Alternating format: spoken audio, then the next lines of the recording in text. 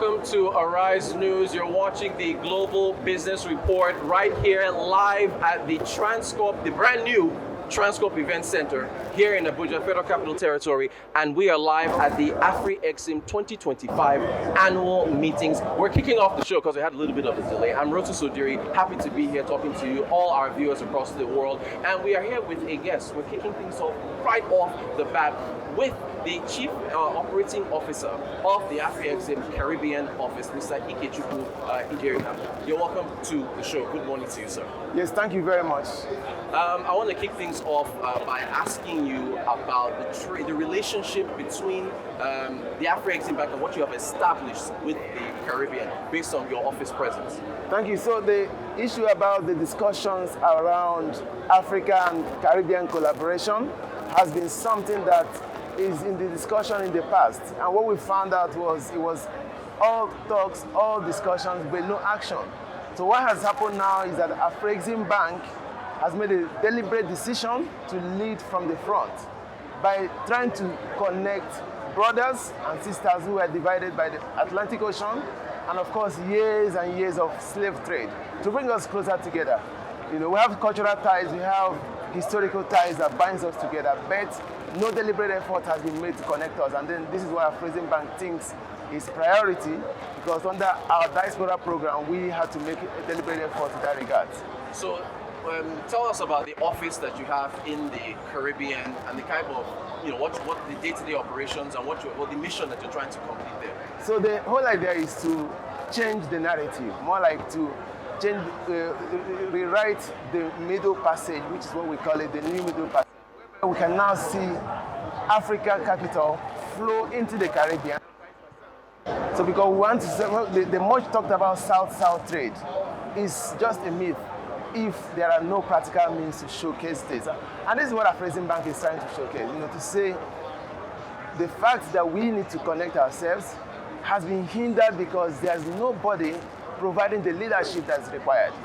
And the leadership comes in terms of also having the financial depth to be able to finance some of these connections that are required. And this is why Afreximbank had to set up a branch in Bridgetown, Barbados, to look after the CARICOM region after the historic AU CARICOM summit, which happened in 2021. That Africa-Caribbean relationship was rekindled. You know, and then for us, we took it as a priority because in 2016, we had set up a diaspora strategy where we felt it was important for us to cater not just for continental Africa, but Africans globally. And right now, the narrative keeps changing for the better because we're no longer talking about Africa and the Caribbean, we're not talking about global Africa. And this now means anybody who identifies as African, even if you're not just within the geographic region Africa, we're able to support you. So we've set up there, we have 12 of the 15 CARICOM countries who have signed up to the partnership agreement within the CARICOM region, so it means that we can work in those countries. And then we also have a few transactions that have already been dispatched. And most importantly, we've created also avenues for facilitation. The key one is what we call the Afro-Caribbean Trade and Investment Forum, which is now a marketplace for ideas where some of the conversations are curated, you know, to agree on how to forge this relationship ahead. And these are some of the things that we've achieved. And we also have the annexure of the Pan-Africa Payment and Settlement System into the Caribbean. Because right now, we're having the CARICOM Payment and Settlement System, which has successfully undergone the proof of concept. So now we're going into a pilot phase for us to launch it. And once it goes live, then we're able to connect it into the one for Africa, which is PAPS. And we will have a robust payment system that can service not just Africa, but Africa and the Caribbean. There is the forum, the Afro-Caribbean Trade and Investment Forum 2025 that's going to be happening this year. Afreximbank is doing so much this year. I mean, there's the Intra-Africa Trade Fair, there's a roadshow at the end of this month, there's the trade fair in Algeria, you've got the compliance forum, I think in Kigali on AI. I mean, there's so much going on. So tell us about this Afro-Caribbean Trade and Investment Forum going on. Absolutely. So the Afro-Caribbean Trade and Investment Forum has now transformed into a huge marketplace for exchange of ideas, for creation of relationships between Africa and the Caribbean. And what we found out that made us think about this as a priority is that over the years, the two regions have been kept apart. We can only connect ourselves if we have to go through either the US or the UK or any other part of Europe to get into the Caribbean, and vice versa. There was no conversation about how do we make sure that Africa and the Caribbean are one and together. So we found out that that was a huge gap, and to bridge that, through our facilitation effort, we created the ACTIV, the Afro-Caribbean Trade and Investment Forum, which is the flagship event now where we get the key stakeholders. We talk about the policymakers, we talk about the business people, we talk about captains of industry, and even those in the creative sector come into the same room to do nothing but discuss business and how to forge that partnership. And what we've seen is it has transformed into a huge success. So this year, we are right now on our 4th edition, having successfully held the first edition in Barbados in 2022, in Guyana in 2023. We were there. You were there. Guyana was lovely. I enjoyed Guyana a lot. Yeah, I know Arise is one of our key stakeholders, and they bring in life to the Nigerian populace. So last year was in the Bahamas, which was a big one because we had to combine it with our annual meeting, of course, which took place outside continent Africa, within the Caribbean for the first time.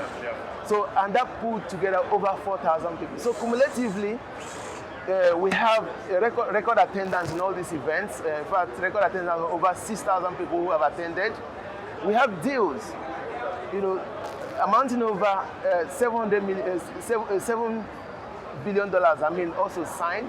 So these are things that show that people are interested to make this partnership work, but they haven't seen a platform to do it. And ACTIV wants to present itself as that platform where those from Africa will go in and meet those from the Caribbean, and also now trying to see how we can forge a relationship, not just in terms of setting up businesses, but also forge a relationship for technical knowledge exchange. And these are things that are missing. And also find a way to create a platform where we see ourselves for who we are without relying on the screen provided by Western media and others who tell us who we are, right? So we now taking control of the narrative, and these are what this kind of platform says to achieve for us. I love the passion. I love your passion for what you're doing here. So look, when people think of the Caribbean, they think of the beach, vacations, and holidays. You are trying to put forward a business case for the Caribbean. Is that the essence of the relationship here and what you're trying to bridge between Africa and the Caribbean? It's more than just vacations, it's business. I completely agree with you. Of course, when we are going, people were saying, you're going to this small island, what's happening there? Right? And what we found out realistically is that within the first 6 months of operation, we have built up a pipeline of deals worth over $2 billion. And today, we have approvals numbering, totaling over 700 million already. And this is where people thought was only for beaches. So yes, the tourism potentials are there to be explored. Of course, we know Africans, of course, we like to go to nice places for enjoyment, but that's fine. But most importantly, the Caribbean also provides huge investment opportunities in the oil and gas sector, renewable energy sector. You would, of course, if you're following the news, you see that the Guyana-Suriname basin has been identified as having one of the largest oil reserves in the world. So that's an opportunity. And what we keep telling them, for instance, is to say, in Nigeria, we've had oil for over, since prior to independence, right? We have developed capabilities. We have created the local content law, which has enabled us to create capacity among Nigerians, among Nigerian companies who have developed competencies in areas like provision of services to the oil companies and so on. And we're telling them, you are just newcomers in the block. You do not need to reinvent the wheel. You can only copy successful models that has worked and make it happen. And this is an example of how, if there are businesses in Nigeria interested in these sectors, can come in and look at these opportunities, look at how they can partner with entities there to make possible the transfer of knowledge from Nigeria to those places, and then also help us to externalize our competencies within the Caribbean region. Fantastic. So, do you live there? Do you spend most of your time there, or you shuttle back and forth between Africa and the Caribbean? So the Caribbean office is based in Bridgetown, Barbados, and that's where I sit at the moment. Oh, lovely. And what you should also know is that in March, we did the groundbreaking ceremony for the Afreximbank Africa Trade Center, ATC, which is our, of course, flagship.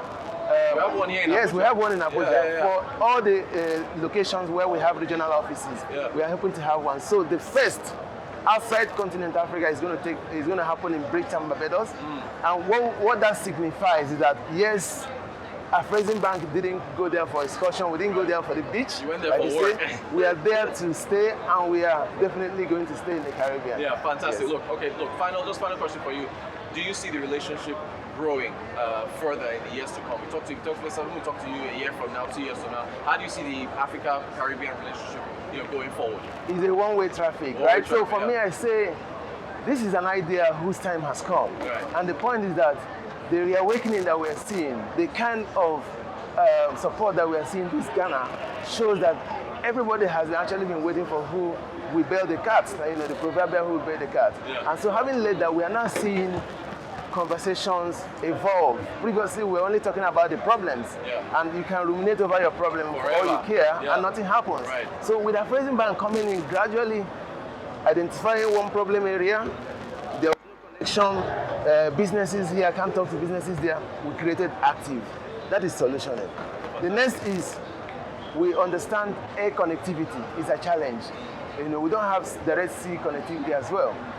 I tell you, that conversation is also advancing because we have up to 3 airlines already talking to us to say, how can we work with you to make that happen? Nice. That wouldn't have happened previously if what we are doing is not there. So that's the problem. We're now discussing solution, and definitely we are going to advance. We're talking about payment connectivity. Perhaps cabs is working, and so on. So this, for me, is an exciting time because now we say bring on those problems. Collectively, we realize that there are problems, and together we believe we'll be able to find solutions to them. Great conversation. Again, it's always lovely talking to a passionate executive who just believes in what they're doing, and we're seeing the results. Mr. Okechukwu Ihejirika, who of course is the Chief Operating Officer, Afreximbank Caribbean Office. Thank you so much for talking to us. Thank you so much.